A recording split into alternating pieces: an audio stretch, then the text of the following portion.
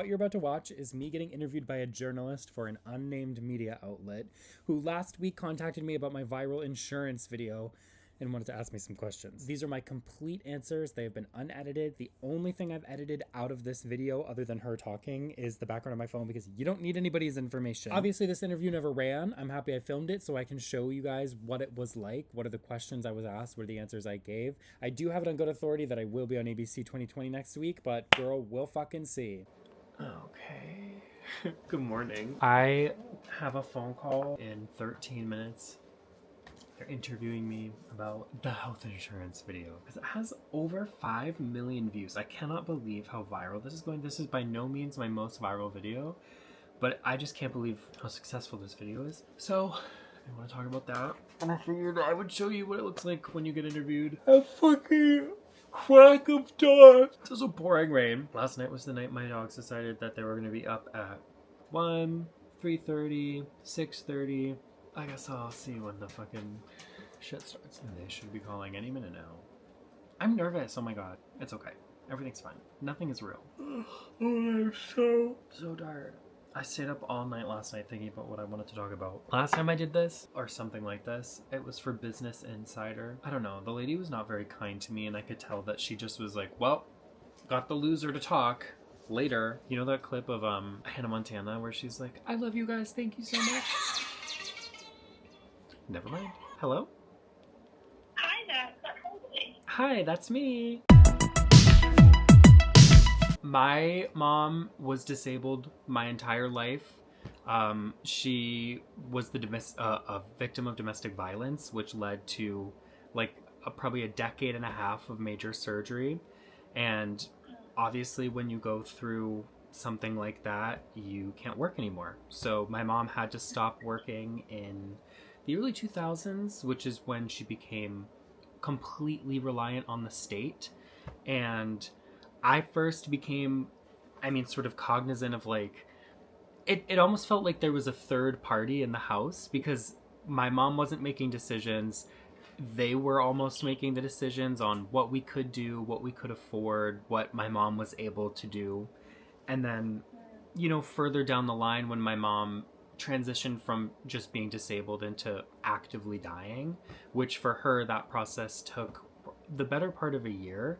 It became things like, the United Healthcare, where I live in the United States, that's Medicare, that's Medicaid, that's the state sponsored, the only option. It became, my mom couldn't make more than $300 a month. Because if she made too much money, she would lose her health insurance. But because she made more than $300 a month, my mom didn't qualify for things like food stamps.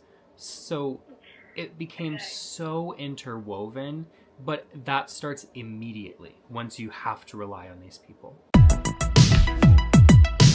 I would have just turned 8. This is the common occurrence, and this happens with every major insurance carrier across the United States. My mom died the end of July 2023. I would say I knew that there was no turning back in January or February. And it's because the major conversation around my mom's health always involved her weight. My mom was completely malnourished. When my mom died, she was 56 pounds. So she was very, very small. She was very fragile. And one of the things that her team was looking into was giving her either a PICC line or a port to give her IV nutrition. I will never forget this. It's like a movie in my head. She came home from a meeting with her doctors. And it's a team of 6-7 people. And it's all different disciplines of medicine, endocrinologists, physical therapists, everything. She said, I was denied a PICC line. And I looked at her and I said, okay. And she said, so I don't know what I'm supposed to do because the only other option is to wither away. And I said, well, we can look into getting a port placed in your chest. And through about 45 minutes of trial and error and trying to find a way forward, she just looked at me and she shook her head and she said, I have to wither away. I know something a lot of Americans struggle with is, how to provide their loved one with a dignified death. And that's something that I've really struggled with, even after the passing of my mom, of like, did she get a death that she deserved? But I think part of that comes in what you have access to, because there are many, many, many days after my mom died where I thought, like, if we had, quicker access or better access, maybe she would have been able to live longer or had a more comfortable life. And again, I'm just one of tens of thousands of stories. Well, the people that are making these decisions aren't motivated by medical ethics, and if they aren't physicians themselves, they're just motivated by greed. And I think, this has sort of been a turning point in, making people a little bit more class conscious, because it's not about you've got a ton of money, you're broke. It's not about your left or your right. This really is an up or down issue. It is, you're either in the ruling class or you're not, and majority of us are not in the ruling class. And it's killing us. And if you don't think it's going to affect you, moving forward into the Trump presidency, this will start to affect things like, if United Healthcare decides that you don't need a new pair of glasses every year, you don't get a new pair of glasses. Glasses are considered a disability in the United States. Then you can be denied other things like housing, food services. This affects people's lives in ways that people would never in a million years know about. I could not believe it. It was 7 a.m. There was a big knock on the door. Nobody stayed. It was left on my front step with a knock, and then whoever dropped it off just dropped it off and left. It was like one of those huge boxes with like styrofoam on the sides to keep the ice packs cold, because there was things like insulin in there. There was all of my mom's medications for months and months. So months before that, my mom received notice that they were like, something about your coverage is changing, so you have to switch the insulin you're using and you have to switch the pumps you're using. And for my mom's case of diabetes, she didn't have a pancreas, so her system became very reliant on like, the very specific kind of brand of insulin.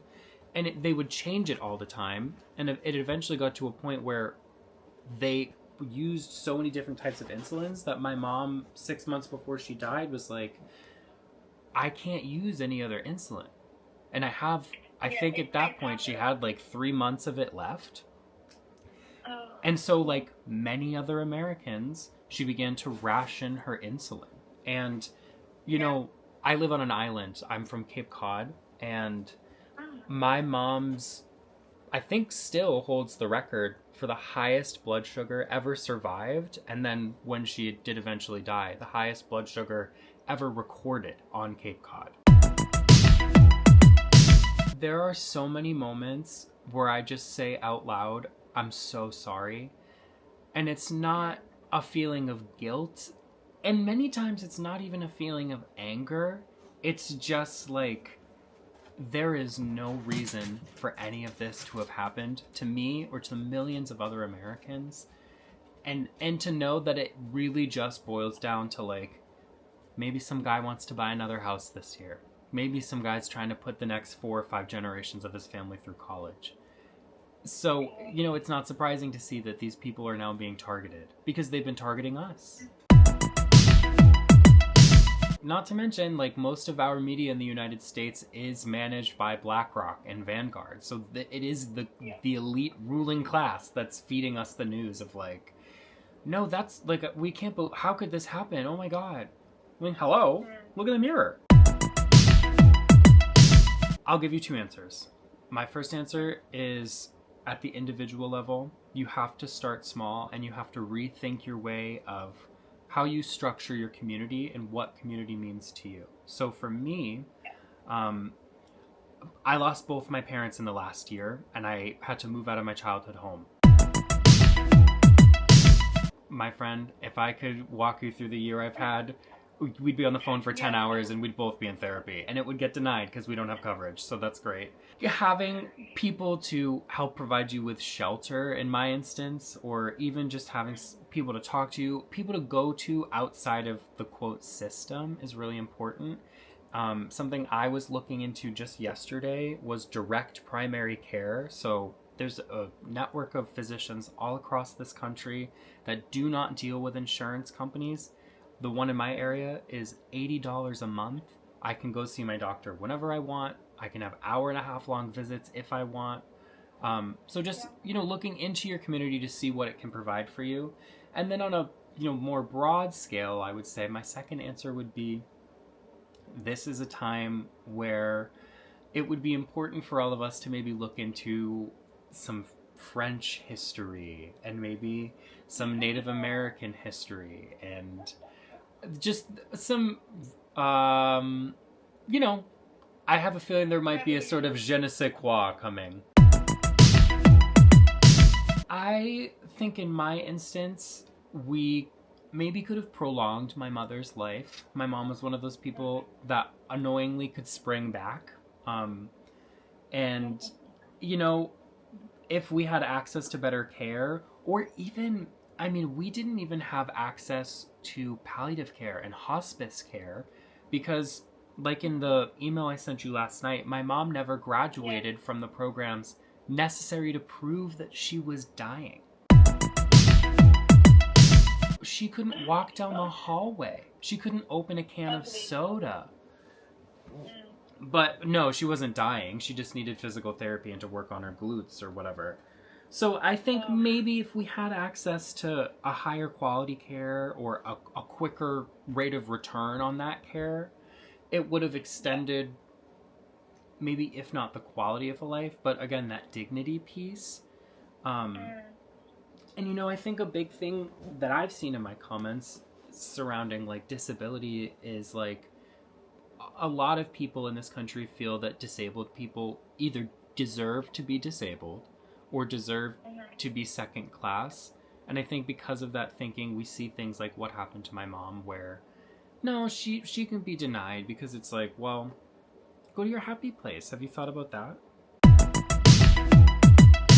There are so many disabled people in this country that have no idea that they're disabled. Literally people who wear glasses are considered disabled. To the point where in most major cities in this country, the municipal codes will suggest to, office buildings and stuff, if there's something like a major emergency, leave the disabled people behind, and that includes people with, vision issues, and let emergency services go up and get them later. It is legal to pay disabled people less than the federal minimum wage in this country, and that is where those income caps come from the insurance industries. It's all tied together. People can make 50 cents an hour if they're disabled. I would say in a sort of cheeky way, these are the handouts that people think are being given out. This is the handout. And, again, I will say it until I'm blue in the face. We are one of tens of millions. We are one in just this generation of people in the last 2 generations now that have been treated this way by the insurance companies. And, as sad and as shocking as my story is, it's just the tip of the iceberg. Well, that was it. That was literally it. Let me tell you what happened afterwards. So I spent my morning with her, probably 20 minutes on the phone, and then I got to spend the next few hours of my morning digging through all the things, looking for information to prove that my mother did die in the untimely way that I was saying that she did, as well as just, recounting the horrible tragedy that I've lived over the last year. Then that afternoon, after she had gotten everything she needed from me, and by she I mean her editor, they sent her an email to which she sent to me that was like, girl, we can't run this story. So I wasted so much emotional energy and time doing this, but it's totally fine because there are children that are dying. I would love it if you stuck around here. I don't make videos about health insurance. I'm never going to make a video about health insurance again. I make videos about pop culture and music and like influencers, okay? Also vlogs, like, girl, what's going on? But if YouTube isn't your jam and you want to follow me anywhere else, everywhere else, I'm Cody Jacob. Except for my Instagram, I'm The Real June Squibb.